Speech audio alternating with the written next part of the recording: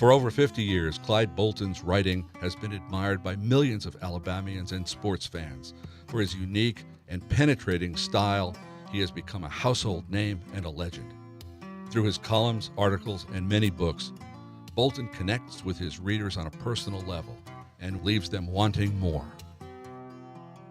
Clyde's style is, in some ways, it's like Hemingway, in that he's a man who uses direct prose, and he writes effectively, and he's very accessible, his work. But Clyde's a very sensitive writer also. Clyde Bolton can give you the facts and deliver them in a manner that makes you want to read every word and understand what he says. Suddenly, he's got you in his world, and that's the Clyde Bolton that could write on any subject. I think he just had a natural grace with the English language, and again, a passion for what he was writing about, and his Southern roots, I think, really were embodied in his writing. Bolton had a passion for sports, and he excelled at many of them. His playing days ended after high school, but his passion for sports never died. Bolton began writing about sports for the Anniston Star, the Gadsden Times, the Montgomery Advertiser, and the LaGrange Daily News, which led, finally, to his illustrious 40-year career at the Birmingham News. Clyde was not only a legend himself, but generously a mentor for many up-and-coming reporters. He always took you under his wing. There was never a sense of, he was this grizzled old veteran and you were some cub reporter. He really made you feel like you were his son. He was always somebody that you looked up to in terms of his writing and his reporting. A terrific guy and fun to be around. At first it was a little daunting. Here I was, the new kid, and I'm editing the famous Clyde Bolton. Am I really going to have the audacity, the courage to change anything in what Clyde wrote?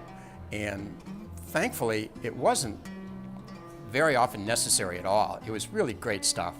And I found myself a lot of times being able to just kind of sit back a little bit and almost enjoy what he has written like a reader more than an editor. Bolton wrote about a variety of sports, from football to baseball to basketball, but he has been especially credited with being the first to write seriously about NASCAR. Clyde is respected among those who do attend and are fanatical as maybe the best that ever was. He has received national awards for his coverage of NASCAR and his in-depth reporting of the races and the race drivers. He has great respect, and they all call him by first name. Clyde Bolton has been one of the most widely read journalists in the state, producing 4 columns a week for 31 years. And the quality is as great as the quantity. He has the awards to back it up.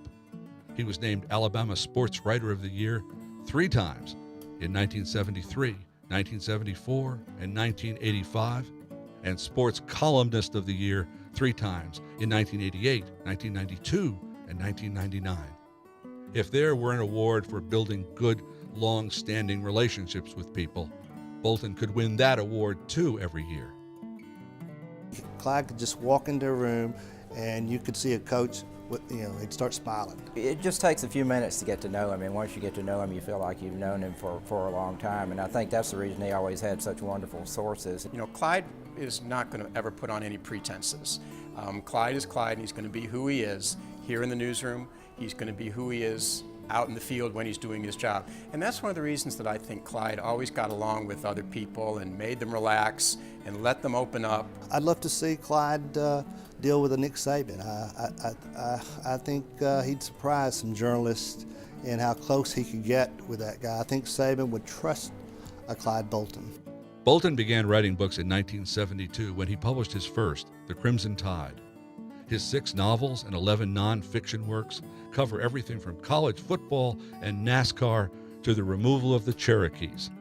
He is also the author of 2 volumes of memoir, Stop the Presses So I Can Get Off, and Haddock Hall Days, his latest, about his childhood in the 40s and 50s and the innocence of the American way of life during that golden age. I think possibly it's printer's ink running through his veins instead of real blood. He's written day in and day out over that long career.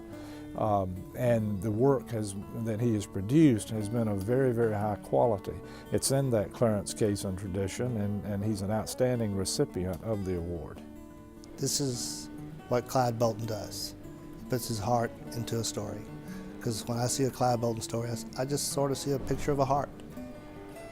Because this guy poured his heart into a quality story. The University of Alabama would like to salute and congratulate Clyde Bolton for his accomplishments and proudly present him with the 2011 Clarence Cason Award.